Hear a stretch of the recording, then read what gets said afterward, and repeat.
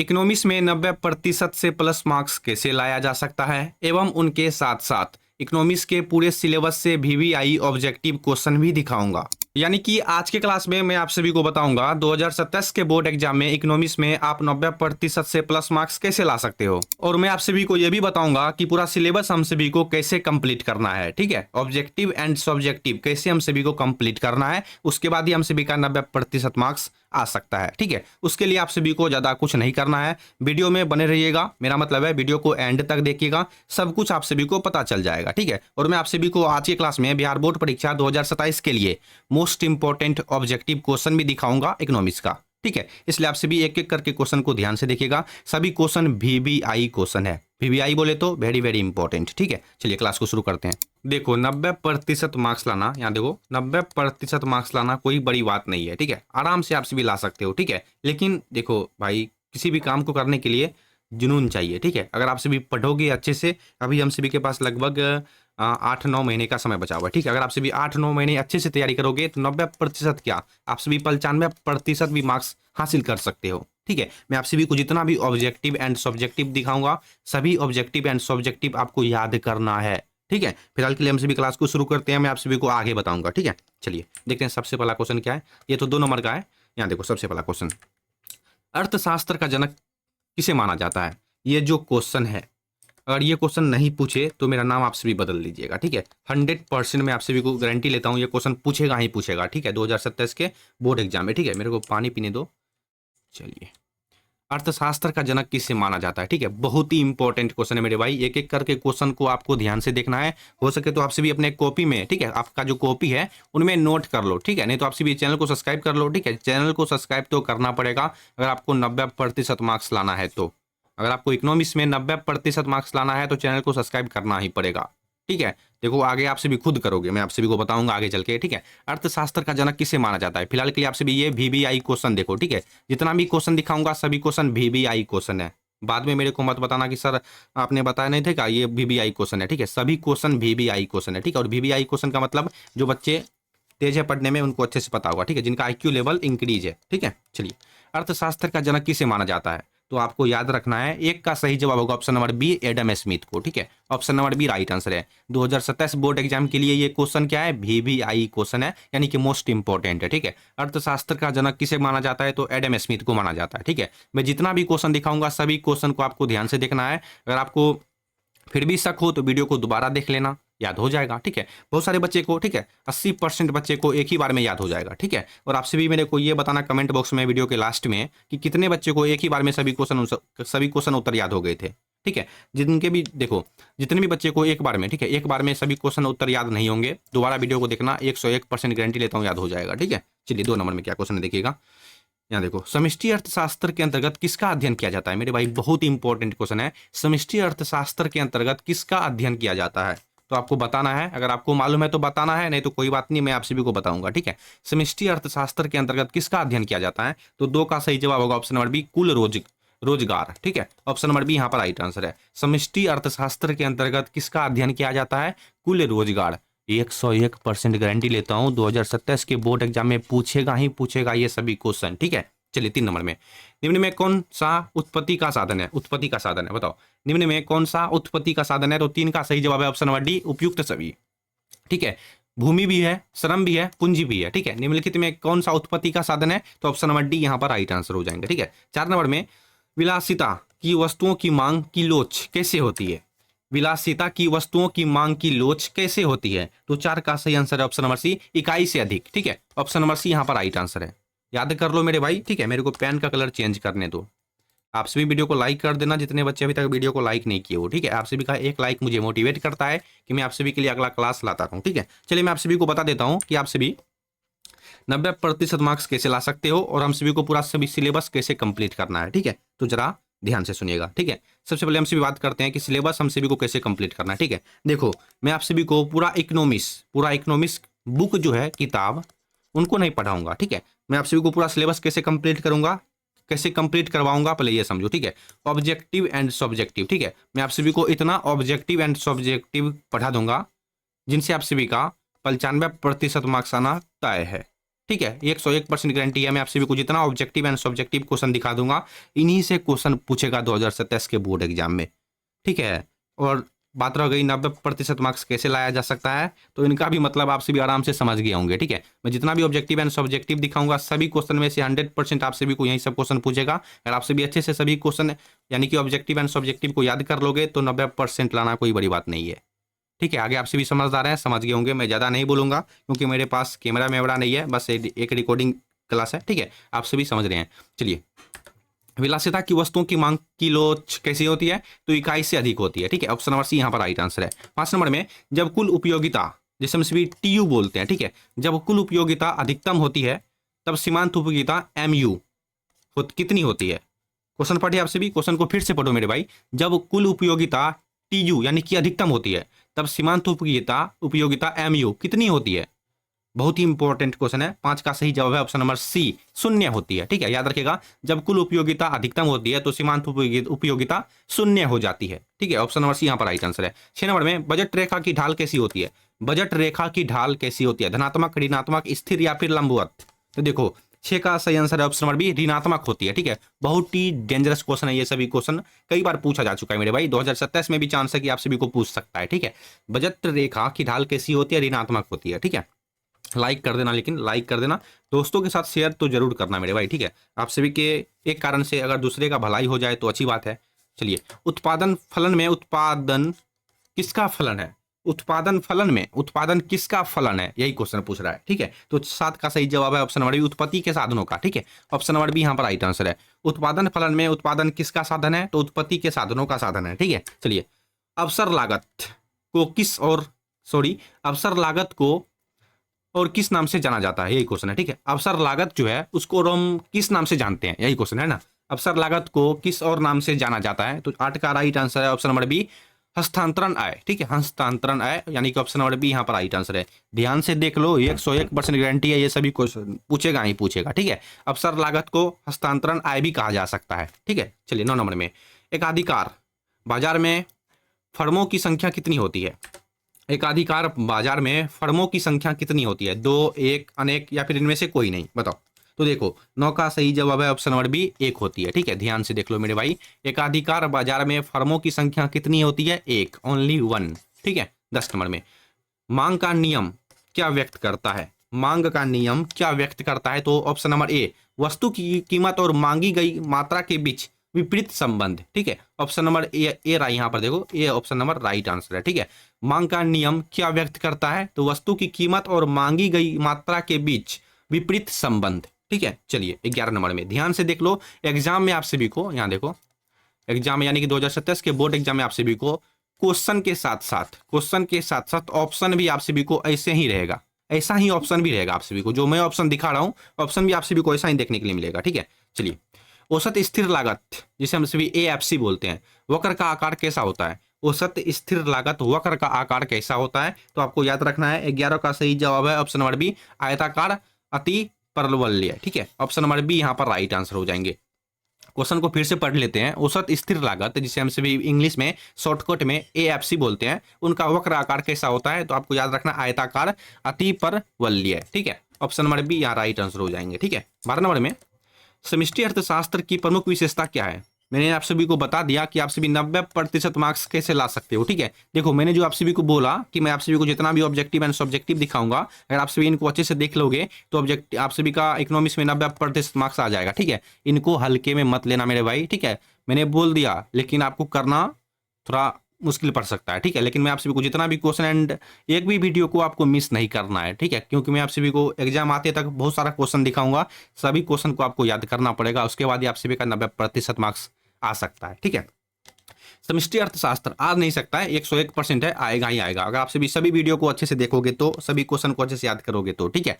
समष्टि अर्थशास्त्र वीडियो देखना जरूरी नहीं है, ठीक है। वीडियो देखना जरूरी नहीं है, बस सभी क्वेश्चन याद होना चाहिए आपको, ठीक है। चलिए, वीडियो को देखोगे तभी याद होगा। समष्टि अर्थशास्त्र की प्रमुख विशेषता क्या है, तो मैंने आप सभी को बता दिया। यहाँ देखो, फिर से बता देता हूँ। समष्टि अर्थशास्त्र की प्रमुख विशेषता है मेरे भाई, 12 का सही आंसर है ऑप्शन नंबर ए, संपूर्ण अर्थव्यवस्था का अध्ययन, ठीक है। समष्टि अर्थशास्त्र की प्रमुख विशेषता यही है, संपूर्ण अर्थव्यवस्था का अध्ययन करना, ठीक है। Option number A right answer हो जाएंगे, ठीक है। कितने बच्चे को क्वेश्चन नंबर 1 से लेकर के 12 नंबर तक का याद हो गया, बता देना अपना नाम कमेंट बॉक्स में, ठीक है। 13 नंबर में शुद्ध राष्ट्रीय उत्पाद, जिसे हम सभी एनएनपी बोलते हैं, खाद के बोरा पर लिखा हुआ ज्यादातर रहता है। शुद्ध राष्ट्रीय उत्पाद निकालने के लिए जीएनपी में से क्या घटाया जाता है? बहुत ही इंपॉर्टेंट क्वेश्चन है। शुद्ध राष्ट्रीय उत्पाद एनएनपी निकालने के लिए जीएनपी में क्या घटाया जाता है? तो आपको याद रखना है 13 का सही आंसर है ऑप्शन नंबर बी, घिसावट, ठीक है। ऑप्शन नंबर बी यहाँ पर राइट आंसर है। 14 नंबर में भारत में वित्तीय वर्ष की अवधि क्या है?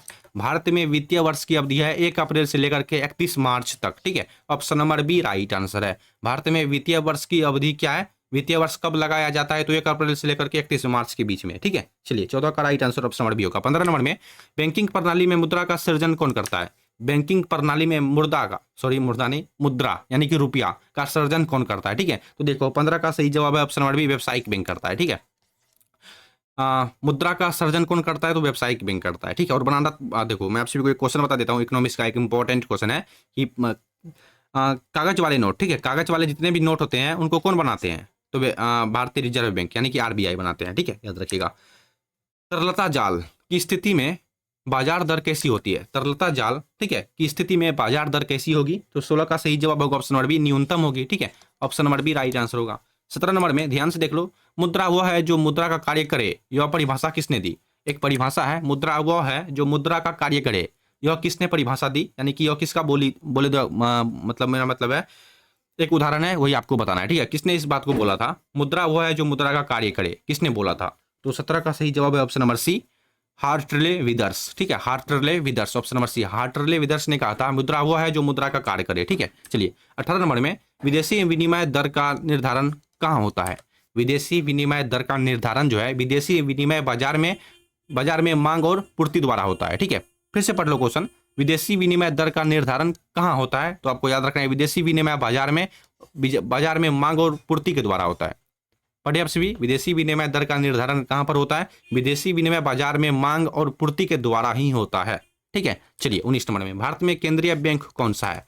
भारत में केंद्रीय बैंक है भारतीय रिजर्व बैंक, यानी कि जिसे हम सभी शॉर्ट में आरबीआई के नाम से जानते हैं, ठीक है, याद रखना मेरे भाई। 19 का सही जवाब है ऑप्शन नंबर सी, आरबीआई, ठीक है। चलिए 20 नंबर में गुणतान, ठीक है, गुणतान संतुलन बीओपी में कौन सी मंदे शामिल होती है? गुणतान संतुलन में कौन सी मंदे शामिल होती है? 20 का सही जवाब है ऑप्शन नंबर डी, उपयुक्त सभी, यानी कि दृश्य मंदे और दृश्य मंदे, पूंजी अंतरण, यानी कि option number D right answer हो जाएगा, ठीक है। 21 नंबर में बजट के प्रकारों में कौन सा शामिल है? बजट के प्रकारों में कौन सा शामिल है? तो 21 का भी सही जवाब है ऑप्शन नंबर डी, ठीक है, यानी कि संतुलित बजट, बचत का बजट, घाटे का बजट, यानी कि option number D right answer है, ठीक है। बजट के प्रकारों में कौन सा शामिल है? यहाँ देखो इस क्वेश्चन का कहने का मतलब है बजट कितने तरह के होते हैं, ठीक है, यानी संतुलित बजट भी है, बचत का भी बजट है, घाटे का बजट भी है, ठीक है, यानी कि option number D right answer है। यही सब क्वेश्चन ज्यादातर पूछा जाता है इकोनॉमिक्स में। मैं आप सभी को आराम से बोल रहा हूँ, आप सभी कान खोल के सुन लो, ठीक है, ऐसा नहीं कि एक कान से सुनना दूसरे कान से निकाल देना, ठीक है, तो बाद में आप सभी खुद पछताओगे। 22 नंबर में गिसावट व्यय किसमें शामिल हो रहता है? गिसावट व्यय किसमें शामिल रहता है? बहुत ही इंपॉर्टेंट है मेरे भाई, ठीक है। देखो 22 का सही जवाब है जीएनपी एट मार्केट प्राइस, ठीक है, option number A right answer होगा, जीएनपी एट मार्केट प्राइस, ठीक है। जीएनपी का शॉर्ट आपको याद रखना है, गिसावट व्यय किस में शामिल रहता है? तो जीएनपी एट मार्केट प्राइस में शामिल रहता है, ठीक है। 22 का सही जवाब होगा ऑप्शन नंबर ए। 23 नंबर में मांग की लोच को मापने की कुल व्यय विधि कौन सी है? किसने दी? सॉरी, मांग की लोच को मापने की कुल व्यय विधि किसने दी? फिर से पढ़ो क्वेश्चन, मांग की लोच को मापने की कुल व्यय विधि किसने दी थी? तो देखो 23 का सही जवाब है ऑप्शन नंबर बी, मार्शल ने दी थी, ठीक है। ऑप्शन नंबर बी, यहाँ देखो मेरे भाई, option number B right answer है, ठीक है। 24 नंबर में उत्पादन का सक्रिय साधन कौन सा है? उत्पादन का सक्रिय साधन, उत्पादन समझो आप सभी, और उत्पादन का सक्रिय साधन है श्रम, ठीक है, option number B right answer हो जाएगा। क्या लिखा हुआ है? उदासीनता वक्र कैसा होता है? उदासीनता वक्र जो है वो कैसा होता है? तो 25 का सही जवाब होगा ऑप्शन नंबर बी, मूल बिंदु की ओर उन्नतोत्तर, ठीक है, तोदर, option number B right answer होगा। उदासीनता वक्र कैसा होता है? मूल बिंदु की ओर उन्नतोदर, ठीक है। चलिए 26 नंबर में समष्टि अर्थशास्त्र में आय और रोजगार का सिद्धांत किसने दिया? समष्टि अर्थशास्त्र में आय और रोजगार का सिद्धांत किसने दिया था? तो 26 का सही जवाब है मेरे भाई option number C, J M. Keynes, ठीक है, जे.एम. किन्स ने समष्टि अर्थशास्त्र में आय और रोजगार का सिद्धांत दिया था। 27 नंबर में कॉफी के मूल्य में वृद्धि होने से चाय की मांग पर क्या प्रभाव पड़ता है? सिंपल सा क्वेश्चन है, कॉफी के मूल्य में वृद्धि होने से चाय की मांग पर क्या प्रभाव पड़ेगा? मांग गिरती है या फिर बढ़ती है, इन्हीं दोनों में कोई एक आंसर है, बताओ मेरे भाई। देखो मांग बढ़ती है, ठीक है, option number B right answer हो जाएंगे। 28 नंबर में, पूर्ण प्रतियोगिता में वस्तु की कीमत कौन निर्धारित करता है? पूर्ण प्रतियोगिता में वस्तु की कीमत को कौन निर्धारित करता है? तो 28 का सही जवाब है ऑप्शन नंबर सी, बाजार की मांग और पूर्ति की शक्तियां, ठीक है। पानी पीने दो मेरे को, प्यास लग गया है, गर्मी भी है बहुत ज्यादा है मेरे भाई। तो भर दिन लाइन नहीं रहता है एमसीबी को, और शाम में लाइन आता है। पूर्ण प्रतियोगिता में वस्तु की कीमत कौन निर्धारित करता है? तो ऑप्शन नंबर सी, बाजार की मांग और पूर्ति की शक्तियां। 29 में, एमपीसी, ठीक है, और एमपीएस का योग कितना होता है? क्वेश्चन है एमपीसी और एमपीएस का योग जो है वो कितना होता है? बहुत ही वेरी डेंजरस क्वेश्चन है मेरे भाई, बहुत ही डेंजरस क्वेश्चन है, ठीक है, बहुत ही इंपॉर्टेंट है, मेरा मतलब है। 29 नंबर में जो क्वेश्चन है इनका सही आंसर है 1 होता है, ठीक है, option number B right answer है। एमपीसी और एमपीएस का योग 1 होता है, ठीक है। भारत में नोट जारी करने के, देखो ये भी क्वेश्चन पूछ दिया है, भारत में नोट जारी करने का अधिकार किस बैंक को प्राप्त है? किस बैंक को प्राप्त है? तो आपको याद रखना पड़ेगा 30 का सही जवाब ऑप्शन नंबर सी, भारतीय रिजर्व बैंक यानी कि आरबीआई, ठीक है, ऑप्शन नंबर सी यहाँ पर राइट आंसर है। भारत में नोट जारी करने का अधिकार किस बैंक को प्राप्त है? Option number C right answer है, भारतीय रिजर्व बैंक यानी कि आरबीआई, ठीक है। राजकोषीय घाटा किसके दरबार में होता है? किसके बराबर होता है? ठीक है, दरबार मैंने बोल दिया था, सॉरी। राजकोषीय घाटा किसके बराबर होता है? तो आपको याद रखना है कुल व्यय कुल प्राप्तियां यानी कि आधार को छोड़कर, ठीक है, ऑप्शन नंबर ये राइट आंसर है। राजकीय घाटा किसके बराबर होता है? कुल व्यय कुल प्राप्तियां उधार को छोड़ करके, ठीक है, option number a perfect answer हो जाएंगे, ठीक है। ऑप्शन भी आपसे भी कोई एग्जाम में ऐसा ही रहेगा, ठीक है, यानी कि एग्जाम में एक क्वेश्चन दे देगा, 4 ऑप्शन, यही ऑप्शन देगा मेरे भाई, ठीक है। चलिए 32 नंबर में, मांग की लोच कितने प्रकार की होती है? मांग की लोच कितने प्रकार की होती है? तो 32 का सही आंसर ऑप्शन नंबर बी 5 प्रकार की होती है, ठीक है, याद रखना। 33 नंबर में, द्वितीयक क्षेत्र में कौन सी सेवाएं शामिल है? द्वितीयक क्षेत्र में विनिर्माण यानी कि उद्योग, ठीक है, option number B right answer हो जाएंगे। 33 का सही जवाब ऑप्शन नंबर बी। चलिए, मुद्रा के प्राथमिक कार्य में कौन शामिल है? मुद्रा के प्राथमिक कार्य में कौन शामिल है? तो देखो 34 का सही आंसर है विनिमय का माध्यम, ठीक है, विनिमय का माध्यम मुद्रा का प्राथमिक कार्य में शामिल है, ठीक है, option number C right answer है। 35 नंबर में, एकाधिकारात्मक प्रतियोगिता की धारणा किसने दी? क्या लिखा हुआ? एकाधिकारात्मक प्रतियोगिता की धारणा किसने दी? तो 35 का सही आंसर है मेरे भाई ऑप्शन नंबर बी, चैम्बरलिन, ठीक है, Chamberlin, option number B right answer है, ठीक है। 36 नंबर में, ग्रिफिन वस्तुओं के लिए मांग का नियम कैसा होता है? गिफिन, ठीक है, गिफिन वस्तुओं के लिए मांग का नियम कैसा होता है? तो अपवाद यानी कि विपरीत होता है, ठीक है, अपवाद का बोले तो विपरीत, option number be perfect answer है, ठीक है। 36 का राइट आंसर आप सभी को याद हो गया। चलिए, मैं आप सभी को एक बार फिर से बता देता हूं कि पूरा सिलेबस हम सभी का कैसे कंप्लीट होगा। पूरा सिलेबस आप सभी को मैं सिर्फ objective and subjective question he complete करवाऊंगा, ठीक है, क्योंकि एग्जाम में आप सभी को इकोनॉमिक्स में, ठीक है, हिंदी का बात अलग है मेरे भाई, ठीक है, बहुत सारे बच्चे पूछते हैं कि सर हिंदी में भी आप ऑब्जेक्टिव ही सब्जेक्टिव करवाओगे, ठीक है, देखो उसमें निबंध पूछा जाता है, जितना चीज पूछा जाता है हिंदी में सब कुछ बताऊंगा, ठीक है। यहाँ पर इकोनॉमिक्स की बात हो रही है तो इकोनॉमिक्स का ऑब्जेक्टिव एंड सब्जेक्टिव ही मैं आप सभी को इतना दिखा दूंगा कि जिससे आप सभी का 90% क्या, आप सभी 95% भी मार्क्स हासिल कर सकते हो, ठीक है। लेकिन ऐसा नहीं कि मैं वीडियो बना दूंगा, आप सभी देखो, आप सभी देखे नहीं है ना, अच्छा के बाद एग्जाम देने के बाद मेरे को बताओगे सर मेरा 95% मार्क्स नहीं आया, 90% मार्क्स नहीं आया, अब हम क्या करें? बताओ मैं क्या कर सकता हूँ इसे मेरे भाई, ठीक है। जितना क्वेश्चन मैंने दिखाया आपको उनको याद करना पड़ेगा ना मेरे भाई, ठीक है। देखो 36 नंबर में है, गिफिन वस्तुओं के लिए मांग का नियम कैसा होता है? तो अपवाद यानी कि विपरीत होता है, ठीक है। 37 नंबर में, निवेश गुणक का मान क्या होता है? निवेश गुणक का मान क्या होता है इनमें बताओ? तो देखो 37 का सही आंसर है ऑप्शन नंबर ए, ठीक है, option number A right answer है। एक, यहाँ देखो क्या लिखा हुआ है, 1/MPS, ठीक है, 1/MPS। अब MPS क्या होता है? MPS बराबर यहाँ देखो लिखा हुआ बचत की सीमांत प्रवृत्ति। MPS का मतलब होता है बचत की सीमांत प्रवृत्ति। एग्जाम में आप सभी को ऐसे भी ऑप्शन में दिखाई देगा 1/MPS, ठीक है, MPS। निवेश गुणक का मान क्या होता है? 1/MPS, यानी कि MPS बराबर बचत की सीमांत प्रवृत्ति, यानी कि 37 का right answer option number A, ठीक है। चलिए अगला, व्यापार संतुलन BOT का सूत्र क्या है? व्यापार संतुलन BOT का सूत्र है क्या लिखा हुआ है? Option number A right answer है, दृश्य वस्तुओं का निर्यात, ठीक है, दृश्य वस्तुओं का निर्यात, दृश्य वस्तुओं का आयात, option number A right answer हो जाएगा, ठीक है। व्यापार संतुलन BOT का सूत्र क्या है?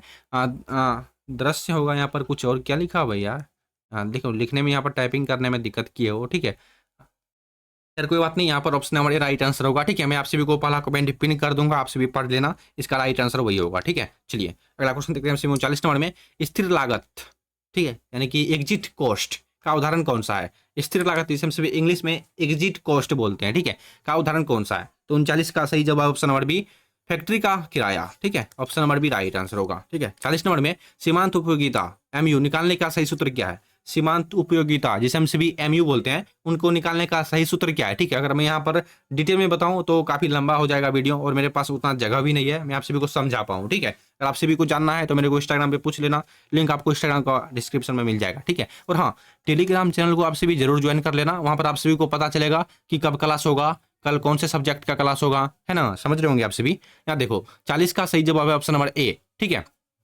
इनका मतलब आप सभी जानते हो क्या होता है? इनका मतलब क्या होता है? कितने बच्चे जानते हो इनका मतलब क्या होता है? इनका मतलब होता है डेल्टा, ठीक है। जो बच्चे इकोनॉमिक्स में तेज हैं पढ़ने में उनको पता होगा कि इनका मतलब क्या होता है। इनका मतलब होता है डेल्टा, ठीक है। डेल्टा होता है मेरे भाई, ठीक है। डेल्टा है ये, ठीक है। सीमांत उपयोगिता के निकालने का सही सूत्र है डेल्टा TU, ठीक है। डेल्टा यहाँ देखो मैं लिख देता हूँ आप सभी को, एग्जाम में कैसे रहेगा, डेल्टा TU बटे डेल्टा Q, ठीक है। एग्जाम में आप सभी को ऐसे ही ऑप्शन में दे सकता है या फिर ऐसे भी दे सकता है, ठीक है। याद रखना आप सभी। चलिए, पूर्णतः बोलोजदार मांग की लोच क्या होती है? पूर्णतः बोलोजदार मांग की लोच क्या होती है? तो 41 का सही जवाब है ऑप्शन नंबर सी, शून्य होती है, ठीक है। चलिए 42 नंबर में प्रत्यक्ष कर यानी कि डायरेक्ट टैक्स के अंतर्गत कौन शामिल है? प्रत्यक्ष कर डायरेक्ट टैक्स के अंतर्गत कौन शामिल है? प्रत्यक्ष कर को इंग्लिश में डायरेक्ट टैक्स बोला जाता है, ठीक है। तो देखो यहाँ पर ऑप्शन नंबर सी आयकर होगा, ठीक है। जैसे आयकर मतलब इनकम टैक्स, ठीक है। इनकम टैक्स अगर घर पे आपका रेड मारा तो हो गया काम गड़बड़, ठीक है। ऑप्शन नंबर सी यहाँ पर राइट आंसर है, इनकम टैक्स वाले छापामारी मार देंगे, ठीक है। प्रत्यक्ष कर के अंतर्गत कौन शामिल है? तो आयकर यानी कि इनकम टैक्स। इनकम टैक्स आप सभी फिल्म में सुने होंगे, ठीक है। 43 नंबर में MR और MAR किस बाजार में बराबर होता है, ठीक है। MR और AR किस बाजार में बराबर होता है? तो एक अधिकारात्मक प्रतियोगिता में बराबर होता है, ठीक है। 43 का सही जवाब यहाँ देखो, एक मिनट इस क्वेश्चन देखो, हाँ 43 का सही जवाब ऑप्शन नंबर बी होगा, पूर्ण प्रतियोगिता में, ठीक है। Option number B right answer होगा। MR और MAR किस बाजार में बराबर होता है? तो पूर्ण प्रतियोगिता में बराबर होता है, ठीक है। चलिए, न्यून मांग को ठीक करने का मौद्रिक उपाय क्या है? न्यून मांग को ठीक करने का मौद्रिक उपाय क्या है? तो 44 का सही जवाब है ऑप्शन नंबर सी, ठीक है। बैंक दर में कमी, ऑप्शन नंबर सी होगा। 45 नंबर में चक्रीय प्रभाव के कितने रूप हैं? चक्रीय प्रभाव के कितने रूप हैं? यानी कि ऑप्शन नंबर यहाँ पर सी सही आंसर है। वास्तविक प्रभाव, मौद्रिक प्रभाव, यानी कि सी उपयुक्त दोनों, ठीक है। चक्रीय प्रभाव के कितने रूप हैं? वास्तविक प्रभाव भी है, मौद्रिक प्रभाव भी है। Option number C right answer है, ठीक है। अगला क्वेश्चन, अर्थशास्त्र की कल्याणकारी परिभाषा किसने दी थी? क्वेश्चन है अर्थशास्त्र की कल्याणकारी परिभाषा किसने दी थी? देखो ये क्वेश्चन रहने दो, ठीक है। इस क्वेश्चन का राइट आंसर जान लो, उसके बाद हमसे भी रहने देते हैं, वीडियो का लेंथ काफी लंबा हो चुका है, ठीक है। तो देखो 46 का सही जवाब ऑप्शन नंबर बी होगा, मार्शल, ठीक है। अर्थशास्त्र की कल्याणकारी परिभाषा किसने दी थी? मार्शल ने दी थी, ठीक है।